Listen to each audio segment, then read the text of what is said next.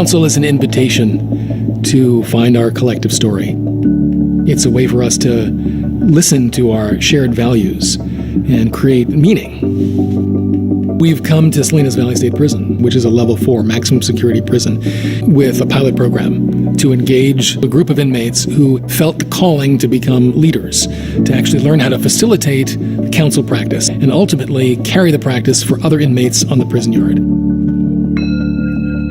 Council is a process of bringing people together and communicating deeply and clearly from the heart. And that is an unusual experience we're finding in mainstream society, and in prison even less so. Very often in the setting, we find that people relate to one another based on their status, whether it's a correctional officer or a prisoner, whether it's as a white guy or a black guy, and council really helps to break all that down and foster what we think of as more authentic communication.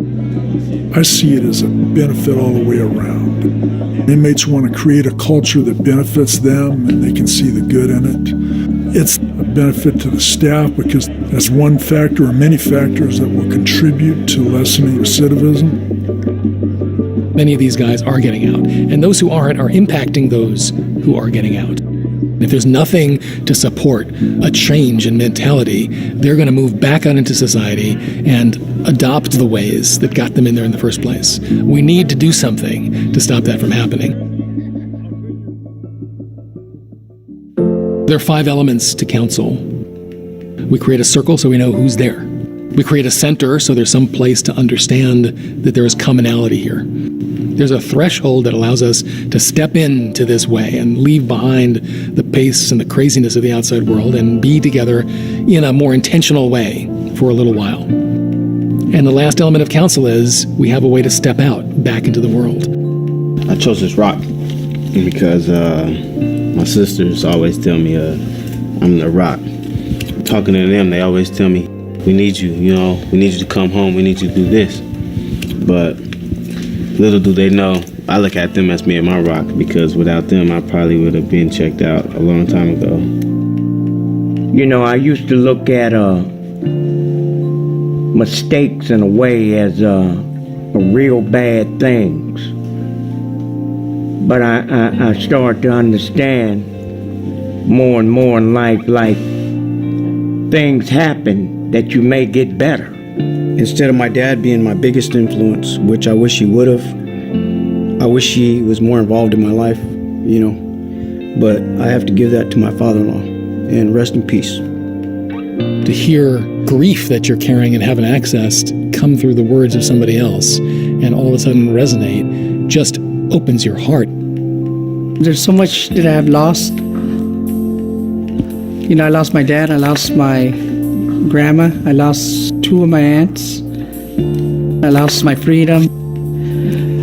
I know how to lose, I guess. And to lose something, it's hard. To understand it, it's harder. But I choose to find ways to understand. As people relate their experiences to one another, in that process, there's a great deal of introspection. And the introspection leads to questioning how I behaved in the past and how I might make different kinds of choices in the future.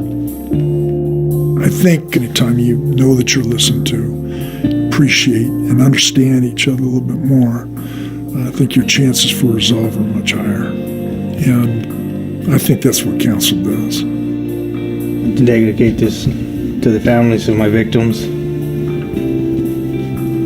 They might hate me, wish really bad things, but I wish they would know that I can change. I'm not that man anymore.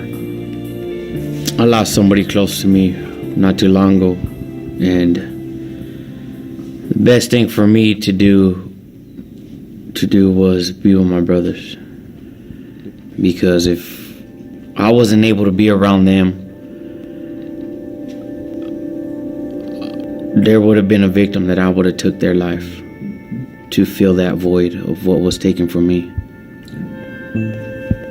And the way I deal with that now on a daily basis is to keep myself around positive people not be around negativity, come to groups like this, and to always remember her in my heart. Every day I'm going to have to live with the fact that not only the life that I took my life from my children, my wife, my mother, my father. These are actions I have to live with forever. So in a way, I'm glad I'm here. Thankful even at times. Because I have brothers here, new brothers, that I know I can lean on now. I always thought I did what I did because it was me or him, you know what I mean, at the time. But now that I have grown in a spiritual way, I'm trying to work on those things now. I'm trying to not get mad at myself, not put myself down. I'm trying to forgive myself. I have never asked my mom to forgive me. And when you said that, it made me think about I need to go ask my mom for forgiveness because I'm her baby. And she's always been in my corner. Always driving up to Pelican Bay. You know what I mean? That takes a lot. And I'm never yet to ask her, so I'm going to make sure that tomorrow I ask her for forgiveness. And I want to thank you for that, Wolf.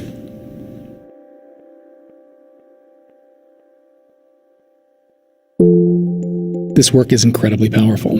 Everybody who's touched by it is moved because it's unearthing this part of us that we don't access in any kind of regular way. It is important to really examine ourselves, especially if we're going back out there, because it's going to be a real culture shock to many. And if guy hasn't practiced or disciplined it himself, all of this will be for nothing. All of it. This is the last shot. Those who move from this prison out into the world will have tools and will become part of a system that is supporting reintegration on the outside. We have a network of community-based organizations and faith-based organizations that are holding this practice and receiving these men who've paid their debt and are moving back into society.